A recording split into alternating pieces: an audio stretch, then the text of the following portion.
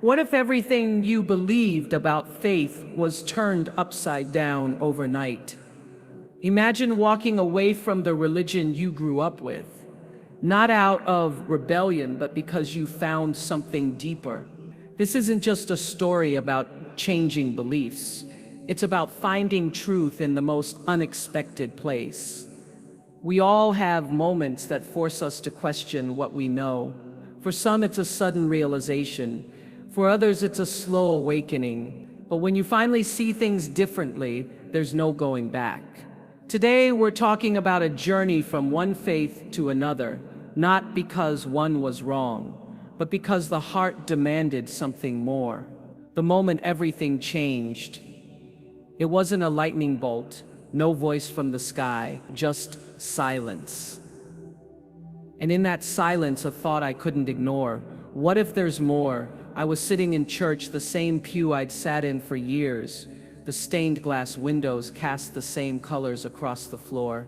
The pastor's voice rose and fell in the same rhythm it always did. But that day, something was different. The words I'd heard 100 times before just bounced.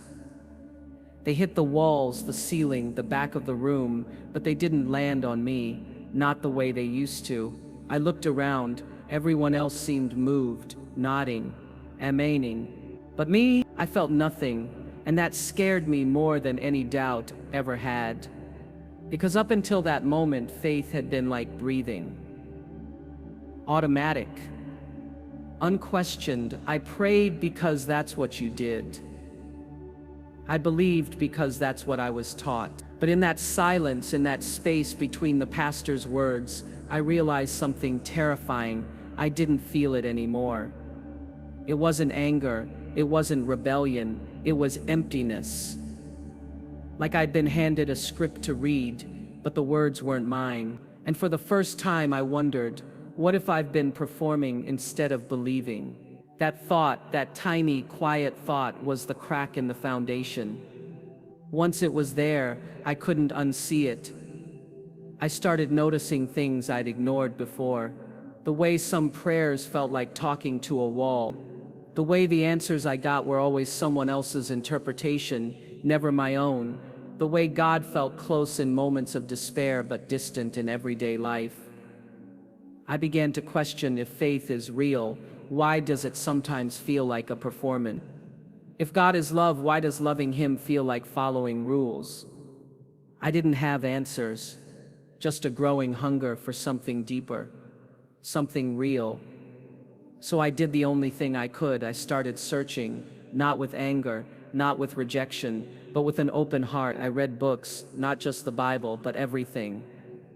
I talked to people of different faiths. I prayed not the rehearsed prayers of my childhood, but raw, honest words. God, if you're there, show me, really show me. And then one day I heard it, not a voice, not a sign, but a call. It came in the middle of an ordinary day. No fanfare, no drama, just a moment so quiet, most people would have missed it. But I didn't, because in that moment I realized faith isn't about fitting into a box. It's about finding the truth no matter where it leads. And that's when everything changed. What Christianity taught me and what it didn't. I'll always be grateful for my roots. Christianity gave me love. It gave me the story of sacrifice, of a God who loved the world enough to send His Son. It gave me community tradition, a moral compass. But it also left me with questions no one could answer in a way that satisfied my soul. Like, why do we need intermediaries? If God is as close as a prayer, why did I need a pastor, a priest, a church to reach Him? Why couldn't I just talk? In prayer, why did it sometimes feel like talking to the ceiling? I'd pour my heart out, begging for guidance, for comfort, for a sign. And the answer was always the same: wait, trust. It's God's plan, but what if the plan didn't make sense? What if the God I believed in, the God of love, of mercy, seemed silent when people suffered? When I suffered, I was told not to question, to just have faith. But faith without understanding isn't faith, it's obedience. And I wanted more than that, so I started digging. I read the Bible cover to cover, not just the verses we highlighted in church, but the hard ones. The ones about war, about punishment, about rules that didn't match the God of love I'd been taught. I studied history, how doctrines had changed over time, how interpretations shifted depending on who was in power. And the more I learned, the more I realized Christianity as I knew it was a structure, a beautiful, complicated, man-made structure built around the teachings of Jesus. But was it the only way to God? That's when I stumbled upon Islam. At first, it was just curiosity, a book here, a conversation there. But then I noticed something. Islam didn't have the same gaps.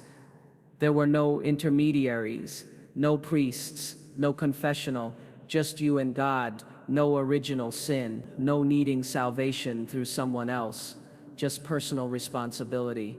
And prayer, it wasn't a request line, it was a discipline. 5 times a day you stop, you focus, you remember, not just when you need something, but because gratitude and connection should be constant. It was simple, direct, no layers, no bureaucracy, just surrender. And that word surrender used to scare me. I thought it meant giving up, losing myself. But in Islam, I learned it meant something else entirely. It meant trust. Trust that God knows better than I do. Trust that even when life doesn't make sense, there's a wisdom beyond my understanding. Christianity taught me to love God. Islam showed me how to know Him, and that made all the difference. The questions no one could answer. There comes a moment in every person's spiritual journey when the questions become too loud to ignore. You can try to push them down, to quiet them with familiar platitudes, but once they take root in your heart, they grow. And no matter how many times you hear God works in mysterious ways, or it's all part of His plan, those words start to feel less like comfort and more like a door being gently closed in your face. I remember sitting in Bible study one evening, listening to a discussion about suffering. Someone asked the question we've all asked at some point: why do bad things happen to good people? The teacher didn't miss a beat. He launched into the standard response about trials building character, about how we can't see the bigger picture, about how God allows suffering for reasons we may never understand. And while everyone around me nodded in agreement, something inside me recoiled. Because here's the truth no one wants to say out loud: those answers don't actually answer anything. They're spiritual placeholders, ways to acknowledge the question without really engaging with it. And when you're the one sitting in a hospital room watching someone you love fade away, or when you're the one staring at an empty bank account wondering how you'll feed your children, mysterious ways doesn't cut it. It doesn't comfort, it doesn't explain, it just asks you to accept. For years I tried. I really did. I told myself that faith meant believing without seeing, trusting without understanding. But the more I lived, the more I experienced, the harder that became. I'd look at the world, at the wars, the poverty, the injustice, and I'd think, is this really part of a loving God's plan? I'd read the Bible, the same Bible I'd loved my whole life, and suddenly notice passages that didn't align with the God of mercy. I'd been taught to worship. The cognitive dissonance became unbearable. I'd sit in church on Sunday mornings singing hymns with tears streaming down my face, not from spiritual ecstasy, but from sheer frustration. Because no one could give me answers that satisfied both my intellect and my soul. The more I asked, the more I was met with either deflection. We can't know the mind of God, or worse, condemnation. Asking these questions shows a lack of faith. Then I discovered Islam, not through preaching, not through conversion attempts, but through simple, honest study. And what struck me first wasn't the differences from Christianity, but the directness with which Islam addressed these hard questions. In the Quran, I found a God who invites questioning, who tells believers to reflect, to ponder, to use their intellect. The concept of qadar, divine decree, wasn't presented as a mystery to be blindly accepted, but as a balance between God's will and human responsibility. Most importantly, I found permission to ask, to wrestle, to doubt. In Islam, I learned that faith isn't the absence of questions, but the courage to seek answers. That realization was like breathing fresh air after years in a stuffy room. For the first time, my spiritual life wasn't about suppressing my doubts, but engaging with them. And in that engagement, I found a faith stronger than any I'd known before. The first time I heard the call to prayer, it happened in Istanbul. I remember the exact moment, though I couldn't have known then how that moment would change everything. I was traveling alone, something I did often in those searching years, not running away, but running toward, though I couldn't have told you. That particular afternoon, I was wandering through the winding streets near the Blue Mosque, lost in thought and slightly lost in geography, when it happened. The call to prayer, the adhan.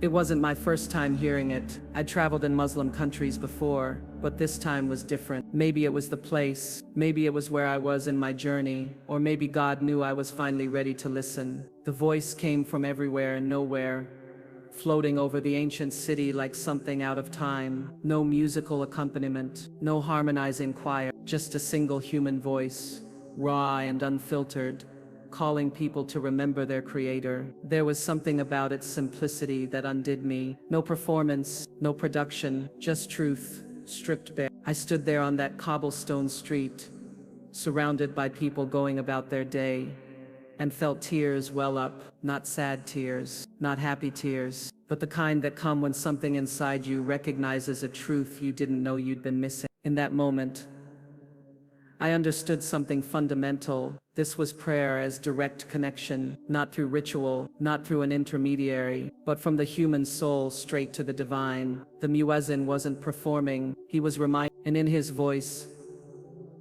I heard an invitation, one that said, wherever you are, whatever you're doing, stop, remember what matters. I didn't understand the Arabic words then, but I didn't need to. The feeling transcended language. It was in the way shopkeepers paused in their work, the way pedestrians slowed their steps, the way the entire city seemed to take a collective breath. That night, I looked up the translation of the adhan. God is greatest. I bear witness there is no deity but God. I bear witness Muhammad is the messenger of God. Come to prayer. Come to success. Simple words, profound meaning. What struck me most was the absence of anything extraneous. No elaborate theology, no complicated doctrine, just a call to recognize the divine and respond. It was faith distilled to its essence. In the days that followed, I found myself waiting for the calls, structuring my day around them. There was something deeply comforting about their regularity, their rhythm. 5 times a day, the world stopped, and people turned toward what mattered most, not just when it was convenient, not just in times of need, but as a constant, like breathing. By the time I left Istanbul, I knew I couldn't go back to spiritual life as usual. That call had awakened something in me, a longing for a faith that was as constant as the adhan, as direct as that unadorned voice ringing out over the city. It would be months before I took my shahada, but in my heart, the journey began on that street corner when a voice I didn't understand called me home in a language deeper than words. Islam's simplicity, no middlemen, just God. For most of my spiritual life, I had been accustomed to layers. Layers of interpretation, layers of authority, layers standing between me and what I believed to be divine. There was always someone to explain, someone to guide, someone to mediate. And while I appreciated the wisdom of teachers and the comfort of tradition, there came a point when I began to wonder, where does this leave my own relationship with God?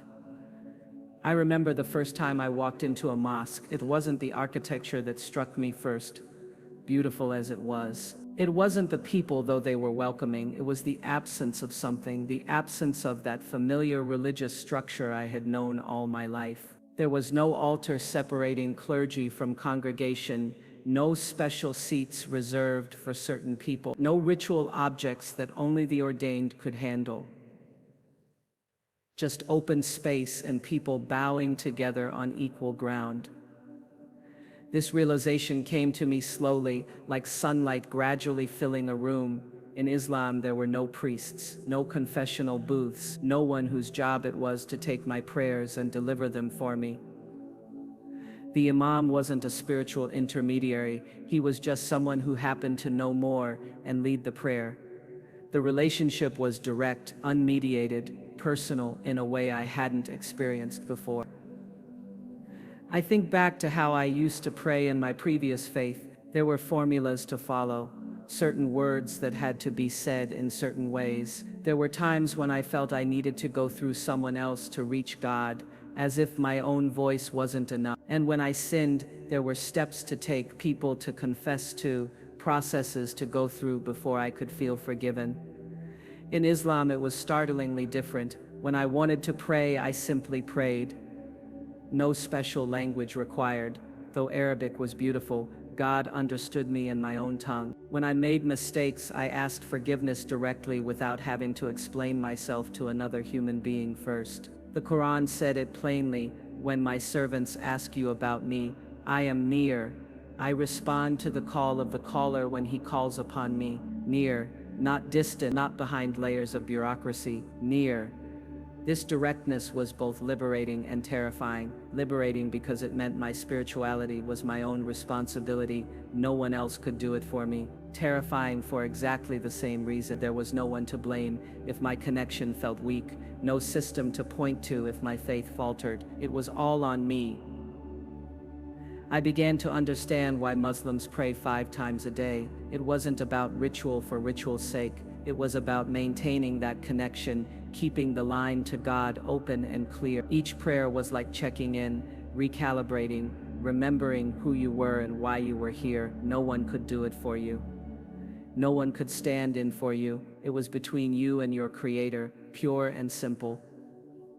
This simplicity extended to other areas too. No complicated theology about how God could be 3 in 1. No debates about which sacraments were necessary for salvation. Just the clear, uncompromising message of Tawheed, the oneness of God, one God, no partners, no intermediaries, no complications. At first this seemed almost too simple. Where was the mystery? Where was the depth? But as I lived with it, I realized the depth wasn't in complexity, but in the profound implications of this simplicity.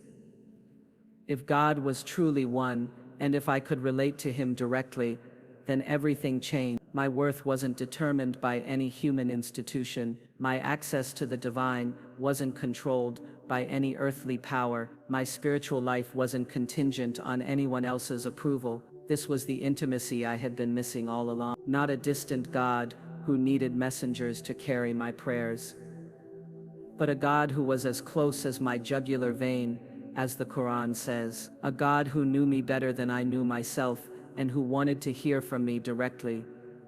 Not because he needed my prayers, but because I needed to pray. The power of surrender, and why it's not weakness. The word surrender carries so much baggage in our world. We hear it and think of defeat, of giving up, of losing. When I first encountered Islam's concept of submission to God, I recoiled instinctively. Submit, need. The independent, self-sufficient person who had built a life on making my own choices and controlling my own destiny. The idea seemed antithetical to everything I believed about strength and autonomy.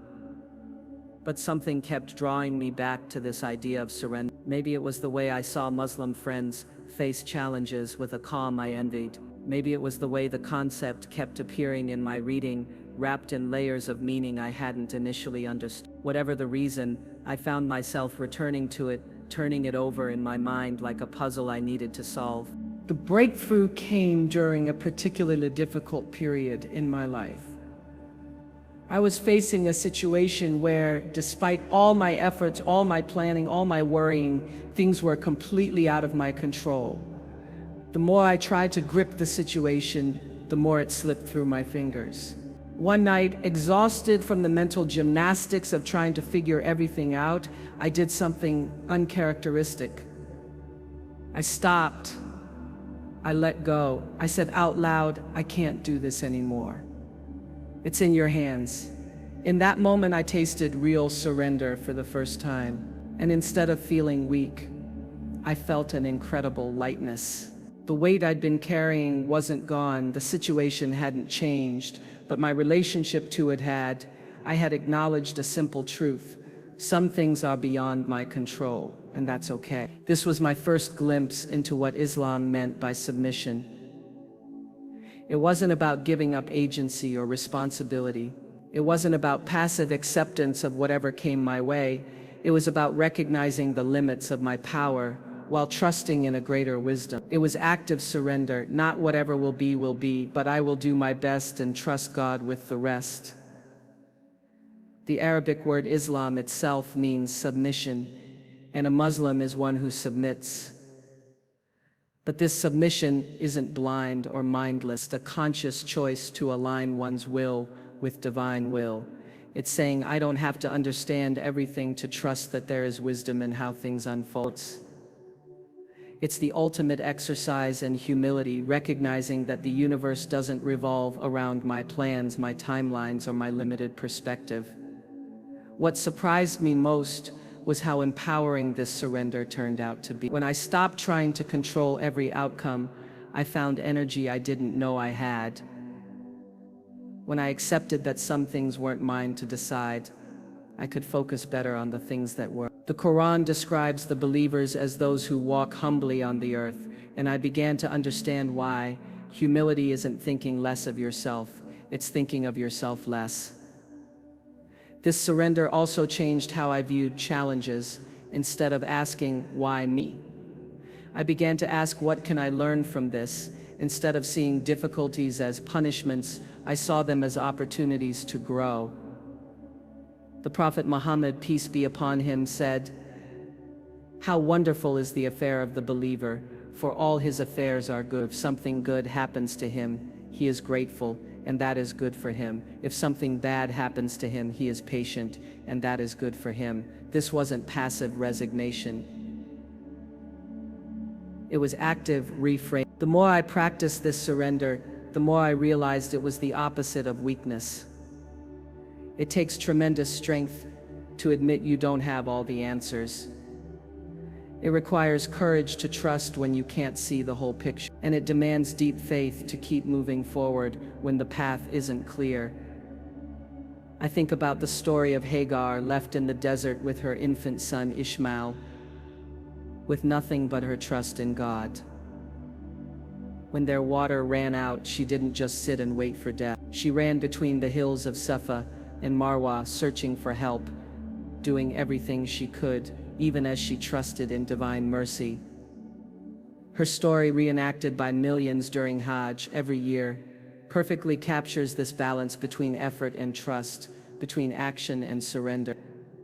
This is the paradox I've come to embrace. By surrendering to God, I've found my greatest strength. By acknowledging my limitations, I've discovered boundless potential. By letting go of the illusion of control, I've gained a peace that no amount of planning could ever secure.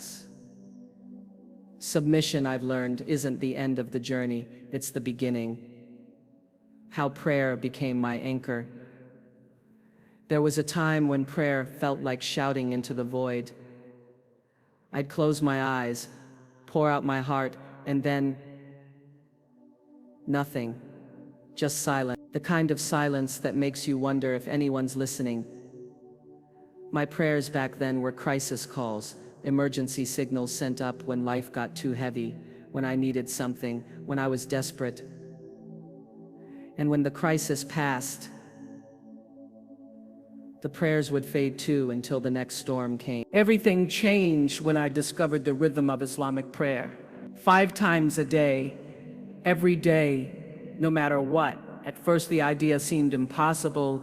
Who has time to stop everything 5 times a day? But then I tried it, just once, just to see. That first prayer felt awkward. I wasn't sure which way to face. My Arabic pronunciation was terrible. I kept forgetting which position came next. But something surprising happened in that stumbling, imperfect attempt. Time slowed down, the noise in my head quieted. For those few minutes, nothing existed except me and the words I was saying. When I finished, I felt different, lighter, clearer. That was the beginning. Slowly, prayer became less about performing rituals and more about checking in with myself and my Creator. The 5 daily prayers became like spiritual pit stops throughout my day, moments to recalibrate, to remember what really matters. Fajr at dawn, when the world is still quiet. Dur in the middle of the day's chaos. Asr in the afternoon lull. Maghrib as the sun sets. Isha under the cover of night. Each one a chance to pause the madness and reconnect. What surprised me most was how these fixed prayers changed my relationship with the divine. Before, I'd only talk to God when I wanted something. Now it was an ongoing conversation. Some prayers were full of gratitude, others were heavy with sadness or confusion. Sometimes I had nothing to say at all, and that was okay too. The point wasn't the words, it was the showing up, the being present. I remember one particularly difficult day when everything seemed to be falling apart. Work was overwhelming, relationships were strained. My mind was racing with anxious thoughts. When the time for Asr prayer came, I almost skipped it. I had too much to do, too much to figure out. But something made me stop anyway. I washed my face, hands, and feet, feeling the water wash away more than just physical dirt. As I stood to pray, tears started flowing, not dramatic sobs, just quiet release. By the time I finished, the problems were still there, but my relationship to them had changed. I could breathe again. That's when I understood why the Quran describes prayer as a restraint from shameful and unjust deeds. It's not that prayer magically solves all problems. It's that these regular moments of connection keep you anchored to something bigger than your temporary struggle. They remind you who you are and why you're here. They prevent you from getting completely lost in life's storms. The physicality of Islamic prayer became important too. The standing, bowing, prostrating. At first these movements felt strange, but over time I realized their wisdom. When you're stressed, your body tenses up without you even noticing. But you can't prostrate with tension. Your forehead can't touch the ground if your shoulders are hunched with worry. The prayer forces you to literally let go, to physically surrender. There's profound therapy in pressing your forehead to the earth and remembering your smallness in the grand scheme of things. Traveling while maintaining this prayer schedule taught me other lessons. I've prayed in airports, in parking lots, in hospital corridors. I've washed my feet in airplane bathrooms and used my jacket as a prayer mat in parks. At first I worried what people would think, a woman praying in public, going through these unfamiliar motions, but I learned something liberating. When you're focused on your connection with God, you stop caring so much about human judgments. The prayer becomes its own sanctuary, no matter where you are. Now, years later, I can't imagine life without this rhythm. The prayers have become like breathing, automatic, necessary, life-sustaining. They don't always feel profound. Some days I rush through them distracted, other times I'm fully present. But the beauty is in the consistency, the commitment to keep showing up whether I feel like it or not. Because sometimes the prayer that feels the most difficult is the one you needed the most. The beauty of community in Islam. I'll never forget my first Friday prayer at the mosque. My hands were sweating. My heart was pounding. Everything in me screamed, "You don't belong here." I stood outside for 20 minutes, working up the courage to go in. All my life I'd been the outsider in religious spaces, the one who asked too many questions, who didn't quite fit. Why would this be any different? Finally, I took a deep breath and walked. A woman near the door smiled and handed me a headscarf without a word. Another made space for me in the crowded prayer area. No interrogation, no suspicious looks, just simple kindness. When the prayer started, I fumbled through the motions, always a beat behind everyone else. No one stared. No one corrected me, they just let me be. After the prayer, something remarkable happened. Women started introducing themselves, not with probing questions about why I was there, but with warm welcomes. One offered to teach me how to pray properly. Another invited me to a weekly study circle. A third simply said, "It's so good to have you with us today." That was it. No pressure, no expectations, just open arms. This was my introduction to the Islamic concept of ummah, the global community of believers. I'd heard the term before, but experiencing it was something else entirely. It wasn't about uniformity. The women came from different countries, spoke different languages, had different life stories, but there was a palpable sense of connection, of shared purpose that transcended all those differences. Over time, I saw this spirit extend far beyond the mosque walls. When someone was sick, meals would appear at their door without asking. When a family struggled financially, help came discreetly, without fanfare. Newcomers were welcomed like long-lost relatives. The elderly were treated with reverence. This wasn't charity as I'd known it, performative, transactional. This was care woven into the fabric of daily life. I remember one Ramadan when I was still new to fasting. Around mid-afternoon, the hunger and thirst would get intense. One day at work, a Muslim colleague I barely knew slipped me a date and whispered, "It gets easier after the first few days." That small act of solidarity meant more than any grand gesture. It said, "I see you, you're not alone in this." The beauty of this community revealed itself most in ordinary moments. The way people would genuinely ask, "How are you?" and wait for the real answer. The way disagreements were handled with patience and the presumption of good faith. The way celebrations were shared and griefs were shouldered together. There was a rhythm to it all. Births, marriages, deaths, holidays, each marked collectively. No one left to face life's milestones alone.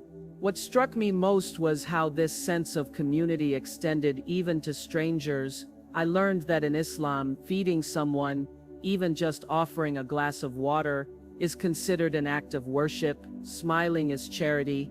Removing harm from people's path is charity. The entire faith seemed designed to create connection after connection, weaving individuals into something larger than themselves. This was radically different from the individualism I'd grown up with, where success meant standing out, getting ahead, being independent. Here, the ideal was interdependence, recognizing that we need each other, that no one makes it through life alone. The Prophet Muhammad, peace be upon him, famously compared the believers to a single body. If one part hurts, the whole body feels it. Living that truth changed how I moved through the world. Of course, no community is perfect. There were misunderstandings, there were cultural clashes, there were moments when people fell short of these ideas. But the framework was there, the blueprint for how to be together in a way that elevates rather than diminishes our humanity. And when conflicts arose, there was always the compass of faith to return to, the clear commandment to speak kindly, to forgive freely, to assume the best of one another. Now, years later, I understand why the mosque felt like home from that very first day. It wasn't about the building or the rituals, it was about the people, flawed, striving people, who showed me what it means to truly belong. They didn't love me because I was useful or impressive. They loved me because faith had taught them to see everyone as family, and in a world that often feels fractured and lonely, that kind of belonging is nothing short of miraculous. What I miss and what I gained, there are moments when the past comes rushing back with surprising force. Like the first December after my conversion, when I walked past a department store and heard Silent Night playing softly through the speakers, I stopped dead in my tracks, frozen by a wave of nostalgia so powerful it nearly took my breath away. The scent of pine needles, the glow of candlelight during midnight mass, the way my grandmother's voice would crack just slightly on the high notes of "O Holy Night," All these memories flooded my senses in an instant. I'd be lying if I said I didn't miss these things. There's a particular ache that comes with leaving behind traditions that shaped your childhood, that are woven into your earliest memories of family and belonging. Christmas wasn't just a religious holiday for me growing up, it was magic. The anticipation of Christmas morning, the familiar rituals of decorating the tree while drinking hot chocolate, the way my entire extended family would gather in one house for that one special night each year. These weren't just traditions, they were part of who I was. The first few Eids I celebrated as a Muslim felt strange in comparison.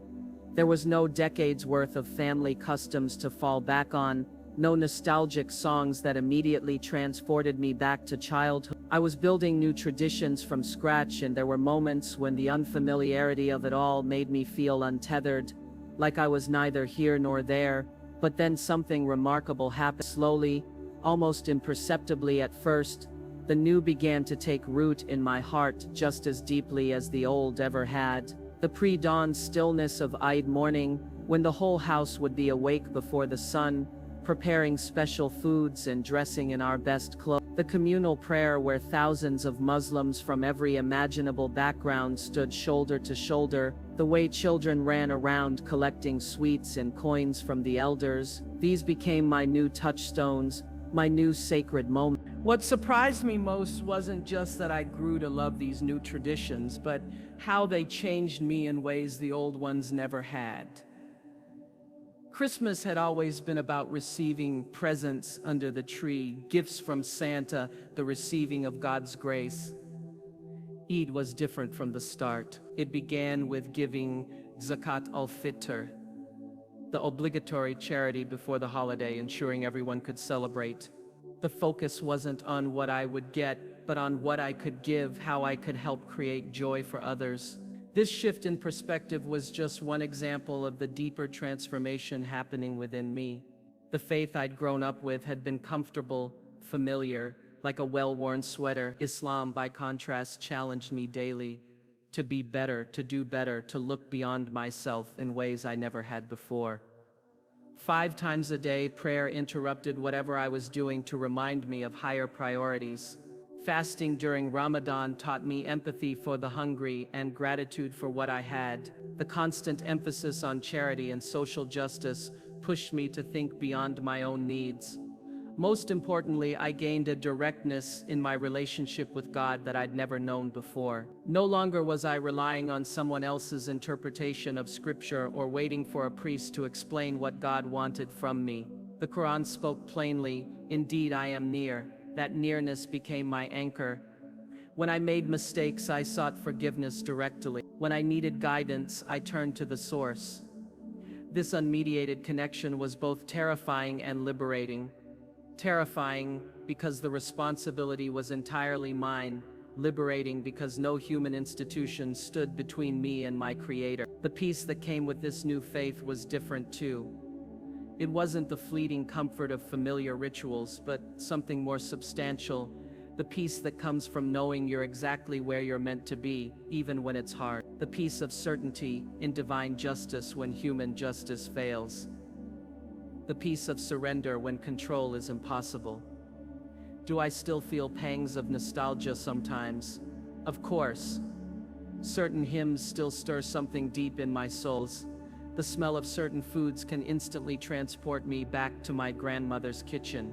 But I've come to understand that these memories aren't threats to my current faith, they're part of my story, chapters that led me to where I am now. And what I've gained is so much greater than what I've left behind, a faith that engages all of me, challenges me, and connects me to God in ways I never imagined possible. The one truth that made it all make sense.